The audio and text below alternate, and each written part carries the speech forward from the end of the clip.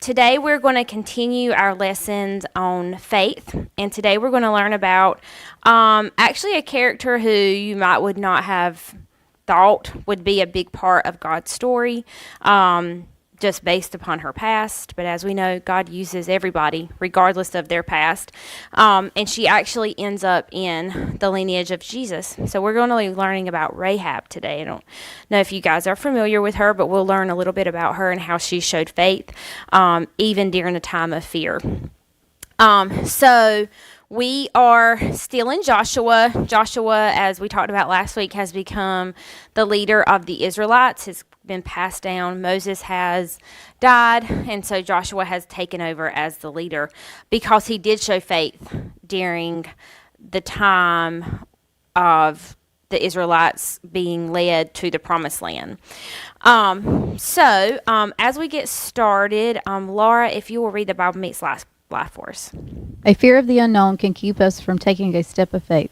We can get entangled in the what-ifs. Fear of what could or couldn't be can paralyze us. We see a different posture with Rahab.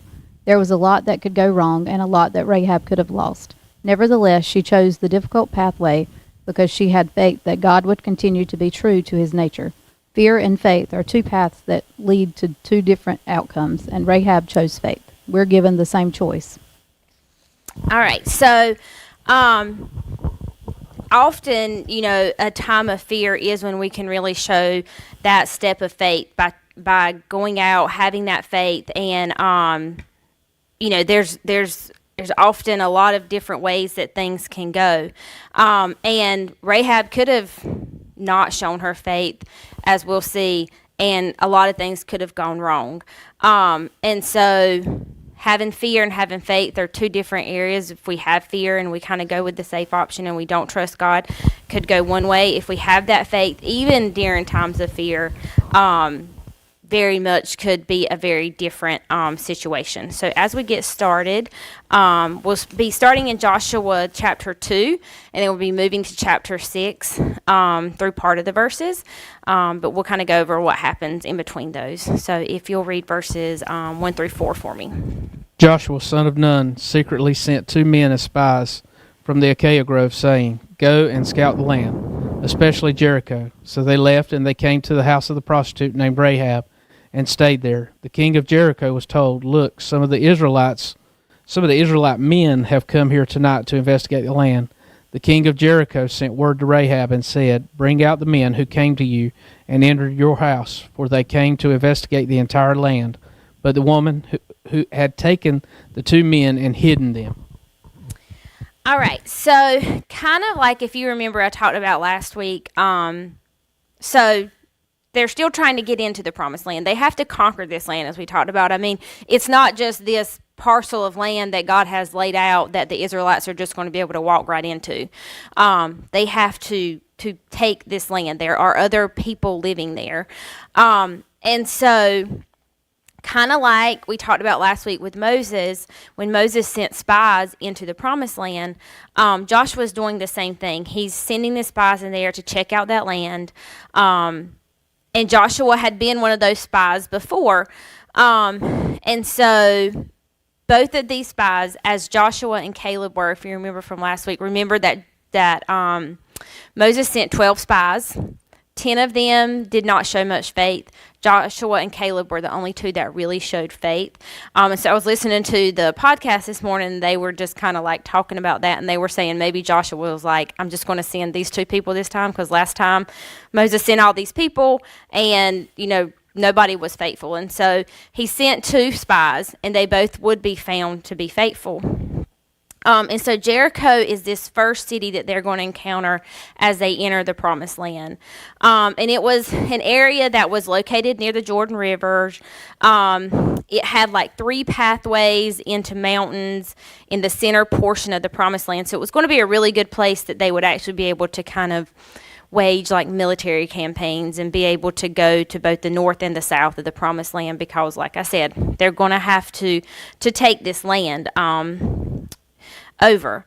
So the first place that they land is in the house of a prostitute, and the prostitute's name is Rahab. And I think there is some speculation that potentially it's exactly as it sounds, and Rahab was a prostitute, or that she lived in like an inn or a tavern that housed prostitutes. But best I can tell, Rahab was a prostitute. She had a past. And so this is where they end up. And so we'll kind of see this is a time when Rahab, there's a lot of fear. They kind of know that these Israelites are coming to take over the land. They know they're going to have to fight.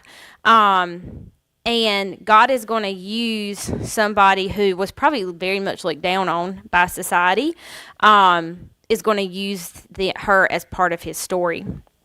And Rahab is actually only one of a few women who actually end up in the genealogy of Jesus. So she actually kind of comes up in the New Testament as well. So she plays a very big role throughout the Bible. So somehow, doesn't really go into this, but the king of Jericho has found out that these Israelite men have come in. Obviously, a mass migration of people coming in is going to cause governments and kings to be concerned. I mean, think about if we knew that this whole army of people were trying to come into the U.S. We'd probably be a bit worried, a bit fearful. We'd want to kind of get the word out. The king of Jericho is concerned about the security of his own land and his own people. He had heard the acts. All these people in this part of the promised land had heard about the acts of Jesus. I mean, about the acts of God, of Israel, and about his power and about the things that he had done. They'd heard about the plagues that he sent on one of the most powerful nations in the world, Egypt. His power had become known to the people in the promised land. And they also knew that he had freed these people from the bondage of slavery in Egypt. So they knew that whoever was leading these people, this God that was leading these people, was a very powerful person and had gotten these people through a lot of really tough situations. So he obviously tells Rahab, like, hey, we heard they entered your house. We need you to bring them on out so we can take care of this. But she had hidden them. And so immediately Rahab starts to put her faith into action. She's putting that faith into action. And in the New Testament, Jesus' brother James actually uses this action by Rahab as an example that saving faith is always accompanied by action. So in James 2, he says, in the same way, wasn't Rahab the prostitute also justified by works in receiving the messengers and sending them out by a different route? For just as the body without the spirit is dead, so is also faith without works is dead. And so immediately Rahab puts her faith into action. And that, that's something that we have to remember as well, is that it's not just sitting around and waiting for the right thing to happen. We have to play a role in that. We have to put our own faith into action, as Rahab did. And so Rahab, who's already, like I said, on the outskirts of humanity, she is not someone who is held in high regard, I would assume. But she was already placed in a terrible predicament.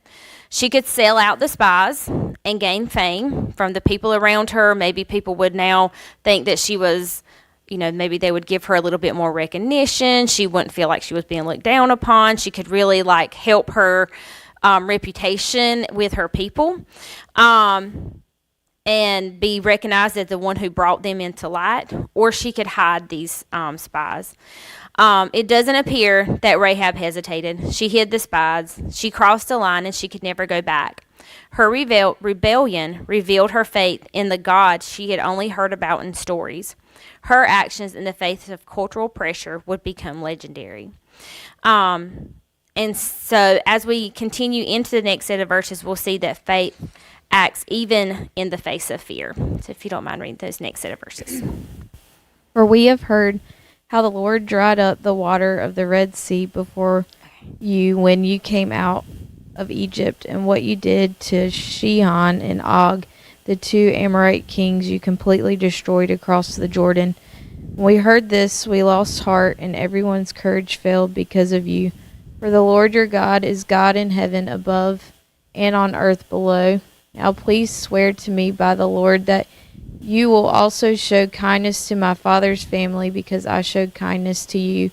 Give me a sure sign that you will spare the lives of my father, mother, brothers, sisters, and all who belong to them, and save us from death." The men answered her, "We will give our lives for yours. If you don't report our mission, we will show kindness and faithfulness to you when the Lord gives us the land." All right, so at this point, Rahab has decided that, she is going to help these men. She's going to she's going to help them escape. But she's kind of asking for something in return. But the first thing that she recognizes is that the Lord has given you this land. She recognized that. She was confident that the people of Israel would succeed in conquering the land of the promise. So right there in, kind of in that first little part, she says, I know that your God is going to be faithful to you. She recognizes that he's a faithful God. She had heard of all he had done for the people of Israel. She talked about parting the Red Sea. She talked about what he did to the two Amorite kings and how they completely destroyed across the Jordan. And so, they already know that this God can do powerful things. As we kind of mentioned, we were talking about the king of Jericho. She knew that, and once again, he had brought the Israelites out of slavery in Egypt.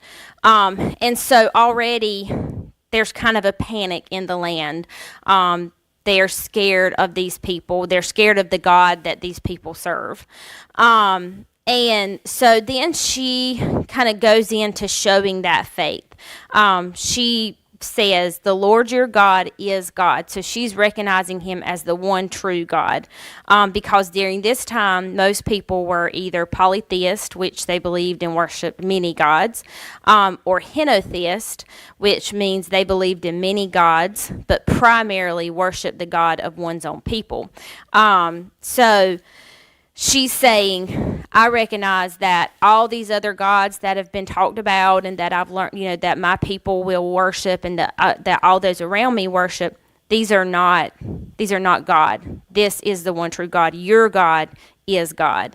And then she talked about that he was the God that controlled heaven above and earth below. And this was important because that she recognized this because Canaanites, which this is the land of Canaan, believed that different gods were in charge of different parts of heaven and earth. So they believed there was a God for heaven and a God for earth. And so by declaring that Yahweh was the God of both of these areas, she was confessing he was very powerful. And she also used Yahweh's name, Lord. And so she was expressing faith in God and not the Canaanite deities who were not really gods at all.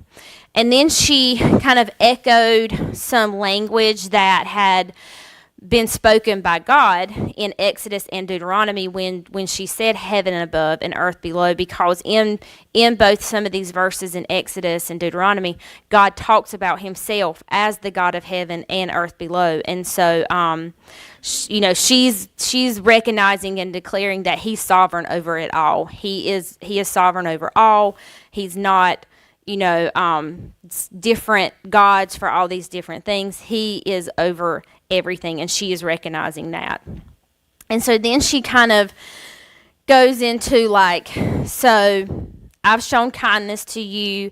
I've had faith in your God. And so she's kind of can you please help me out? So she allowed the spies to stay in her house. She's already done this. So just think, it's not like she's making a deal with them at this point. She's already done what she's done. The king has come to her, asked her to release the men. She's obviously said something to the effect of they're not here because she's hidden them. So if she comes out and they find out that she has had these spies, then it's probably going to be pretty dark for her in the country that she's already in. So she's already done what she's done. So she's already shown her faith. Now she's just saying, please protect me as well. Because if you don't, then nobody's going to protect me at this point. So she's already allowed them to stay in her house. She's sent out her own countrymen with erroneous directions when they sought the Israelite spies. So that was one part we missed. She's already sent them out and told them they're somewhere else. And said they're not here. They went off other places. So she she kind of is exceeding all hospitality norms of the day, because during this time it was very high. Hospitality towards travelers and guests was of high value in many countries around the world. But at this point, she's really exceeded that hospitality for these expected of an individual in these cultures. She was taking a huge risk, kind of on, she was taking a huge risk, but maybe not. The huge risk was she defied her king's order and misled his men. She put herself and her entire household, so it's not just her, there are people that live with her, in danger of incurring the king's wrath. However, we could look at it from another perspective, in that her behavior was completely rational, because she had come to know and believe in the God of Israel, and she believed that he was the one and only true God. So she also knew that defying his plan would be foolish as well. So, you could kind of look at it in two different ways, but due to her kindness, she asked them to swear to her that they would protect her and all of her family, her father's family, and to kind of give her a sign that they would protect her. And so she confessed that faith in Yahweh. She's already done that. She believed that God was powerful enough to save her and her family.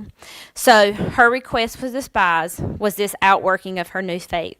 She was no longer trusting the gods of her family or her people, something that she's grown up with all of her life. Instead, she was professing and confessing her faith in the God of Israel's.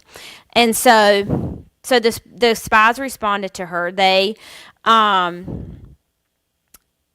responded to her confession of faith in God and her request for a sign with a condition. So they told her, you have to do these things in order for us to be able to spare you and your family. So they said to ensure that her and her family were kept safe when Joshua and the Israelite army came into Canaan, as long as she did not report their mission to the authorities of Jericho.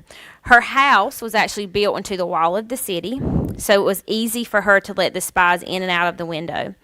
The conditions for Rahab's safety were that she must remain silent about their mission, but she also needed to demonstrate faith in their goodwill and power to save her. The Israelite spies told her to do two things. First, to hang a scarlet cord from the window of her house. And I've read somewhere or heard somewhere that this was kind of like whenever they put the blood over the doors for the Passover, that it was kind of symbolic of that was to keep, them safe. This scarlet cord is to keep her safe.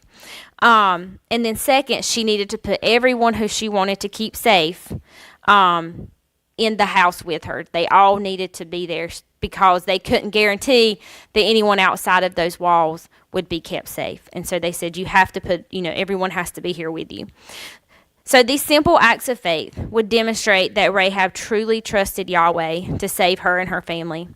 After leaving Rahab, the two spies returned to Joshua and told him everything that happened while they were in the land. So Rahab aligned herself with the Israelites. This was a costly decision, an irreversible step of faith. Her decision was probably one she thought was wise, based on what she had heard and witnessed. To align with the God of the Israelites seemed like a better play than sticking with an unsure foundation. Rahab put herself and her family in a vulnerable state. Why would she do this? There can only be one explanation: her faith in the spies, and more importantly, their God. And then when we act in faith, others will benefit. So we know that Rahab wanted not just to save herself. She was not just all about Rahab, as, one might think, or, might would assume, but she wanted to make sure that her family was safe as well. And so now we're kind of skipping from chapter 2 to chapter 6. And so what happens during this time is basically the spies go back and they're just trying to cross the Jordan. So from those chapters, they're just kind of like formulating a plan, crossing the Jordan. And so now, at this part in chapter 6, they're coming up to Jericho.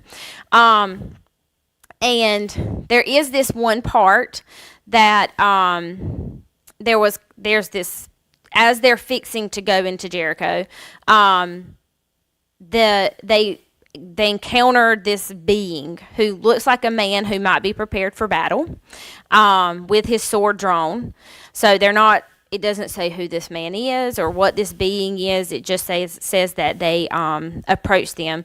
So whenever Joshua gets to him, he asks this man, like, whose side are you on, our side or, Jericho's side? And when he responded, what his response was that I'm neither for Joshua nor the enemies, but that he was the commander of the Lord's army. So obviously, there's a lot of debate as to who this figure was and which army he was referring to when he said he was its commander. It says it's possible that he was referring to the Israelite army and thus was correcting Joshua's presumption that he was the army's leader. It's also possible that the man was referring to a heavenly army that would be fighting in an invisible war alongside the army Joshua was leading. There's also it could possibly be that, like, our God is not the God of one people. Our God is the God of all people. It doesn't matter, what your background is, what religion you have been, where you come from. He's the God of all people. And so they're saying this may have been symbolic of that when he says, I'm not for you or for the other or for your enemy. I'm for all. In either case, no matter what this man was there, Joshua recognized him as someone that he should bow down before. So he bowed down for him, and Joshua was told to remove his sandals, just as Moses had been told to do when he encountered God at the burning bush in the wilderness. So whoever this man was, Joshua recognized him as someone, and he dutifully submitted to his power and authority. And so after this is when the very familiar story of marching around Jericho one time a day for 6 days, and then on the seventh day marching around 7 times, and then when they make the loud noise, the wall falls. Which is also another display of faith, because, you would think they need to go in there as an army and knock down the walls, but God says, nope, this is what I need you to do. And on the 7th day, I'll show you what I'm going to help you break these walls down. And so that's what they did. The walls fell, and they go in and conquer the city of Jericho. So, if you don't mind reading those last set of verses. Joshua said to the 2 men who had scouted the land, Go to the prostitute's house and bring the woman out of there and all who were with her, just as you swore to her. So the young men who had scouted went in and brought out Rahab and her father, mother, brothers, and all who belonged to her. They brought out her whole family and settled them outside the camp of Israel. They burned the city and everything in it, but they put the silver and gold and the articles of bronze and iron into the treasury of the Lord's house. However, Joshua spared Rahab the prostitute, her father's family, and all who belonged to her, because she hid the messengers Joshua had sent to spy on Jericho, and she still lives in Israel today. All right, so just as they promised, and by having faith, Joshua was faithful to keep the promises that those 2 spies made when he sent them to the land. And once they went inside the house and found Rahab and her family, they spared her from the destruction that came to the rest of the city of Jericho. And then it kind of, talks about, everything that had happened, that they burned the city. They actually took them out of Jericho before anything really started going on, and kind of put them outside in the camp where they may have been staying at, and then they went in and conquered.